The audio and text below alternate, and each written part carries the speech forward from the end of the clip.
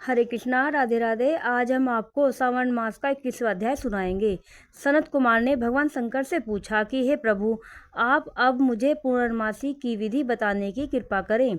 भगवान शिव जी बोले, हे तात, सावन शुक्ल पूर्णिमा को वेदोत्सर्जन उपाकर्म होता है, या फिर पौष माह की पूर्णिमा को यह उपाकर्म किया जाता है, या फिर पौष माह या माघ माह की प्रतिपदा तिथि या रोहिणी नक्षत्र बताया गया है। दूसरा समय अपनी अपनी शाखा के अनुसार तथा उपाकर्म दोनों एक ही समय करने उत्तम कहे गए हैं। इसलिए सावन मास की पूर्णिमा के दिन उत्सर्जन उचित है और वह शाखार की उपाकर्म में श्रवण नक्षत्र उचित है।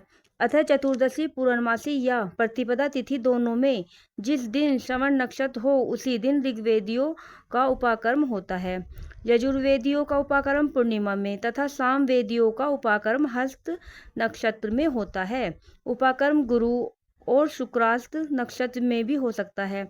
गुरु तथा शुक्रास्त नक्षत्र में पहले उपाकर्म का शुभारंभ न करें, यह शास्त्रों का कथन है। ग्रहण तथा संक्रांति आदि योग या दुष्ट समय आ जाने पर उपाकर्म दूसरे काल में करें। हस्त युक्त पंचमी या भाद्रपद पूर्णिमा के दिन अपने अपने ग्रह सूत्र के अनुसार उत्सर्जन उपाकर्म करें। मल मास में शुद्ध पक्ष में उत्सर्जन उपाकर्म करना चाहिए। यह दोनों उत्सर्जन उपाकर्म नित्य हैं। इनको प्रतिवर्ष नियम से करना पड़ता है। उपाकर्म की समाप्ति पर द्विजातियों के समक्ष उसी सभा में श्रेष्ठ सभादीप समर्पण करना चाहिए। उसे आचार्य या अन्य ब्राह्मण को दे देना चाहिए। प्रथम सोने, चांदी या तांबे के पात्र में 1 किलोग्राम गेहूं रखकर उसके ऊपर आटे का दिया बनाकर रखें।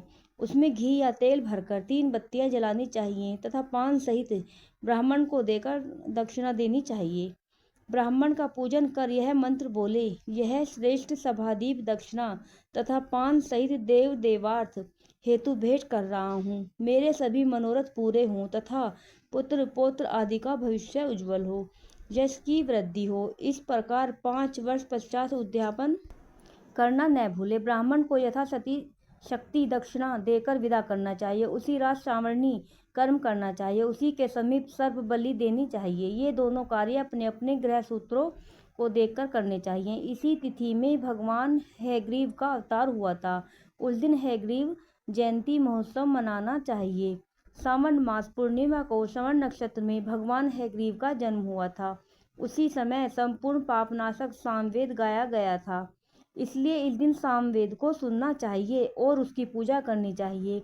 वहाँ अपने बंधु बांधवों तथा मित्रों के साथ भोजन करना चाहिए और मनोविनोद के खेल खेलने चाहिए। हैग्रीव की पूजा करनी चाहिए। शुरू में प्रणव भोजन करना चाहिए। उसके बाद भगवते तथा धर्माय कहकर चतुर्थ्यंतर आत्मविशोधन शब्द की योजना बनानी चाहिए।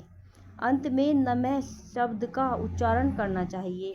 यह 18 अक्षरों का मंत्र सब सिद्धियों को प्रदान करने वाला तथा वश, मोहन आदि प्रयोगों का एक ही साधक मंत्र है।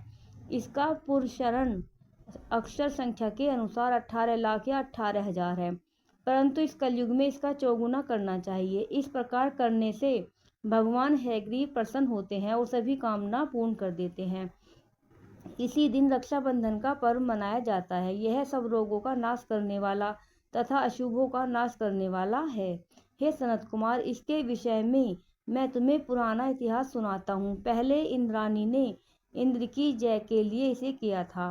पुराने समय में देव और असुरों ने संग्राम छिड़ गया था जो 12 वर्ष तक चला। इंद्राणी ने उसी समय इंद्र को थका जानकर कहा कि हे देव, आज चतुर्दशी है, कल सुबह है, मैं रक्षाबंधन करूंगी, जिसके करने से आप अजय हो जाएंगे। इतना कहकर इंद्राणी ने पूर्णिमा के दिन मंगल आदि कर हर्ष देने वाली रक्षा को इंद्र के दाहिने हाथ में बांध दिया।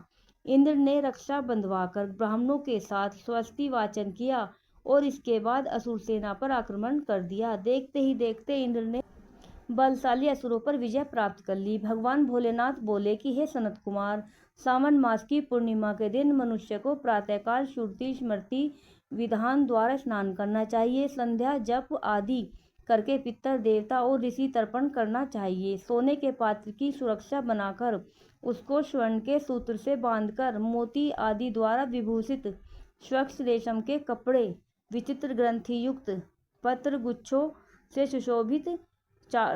सुशोभित सरसों चावलों को अंदर रखकर आकर्षक बनाना चाहिए। वहां कलश रखकर उसके ऊपर पूर्ण पात्र में रक्षा करनी चाहिए। सुंदर आसन पर सगे संबंधियों सहित बैठाकर मंगल गान करने चाहिए। इसके बाद येन बंधो बलि राजा दान वेंद्रो महाबली तेन तुवाहम बंधनामी रक्षे माचल माचल मंत्र का उच्चारण करना चाहिए। ब्राह्मण, क्षत्रिय, वैश्य, शूद्र तथा अन्य व्यक्तियों को भी पहले ब्राह्मणों की पूजा करके रक्षा बंधन करना चाहिए। फिर इस प्रकार जो रक्षा बंधन करता है वह सब दोषों से छूट जाता है। परंतु रक्षाबंधन का कार्य भद्रा नक्षत्र में कदापि नहीं करना चाहिए। भद्रा नक्षत्र में इसको करने से विपरीत फल प्राप्त होता है। राधे राधे। बोलो उमापति शंकर भगवान की जय।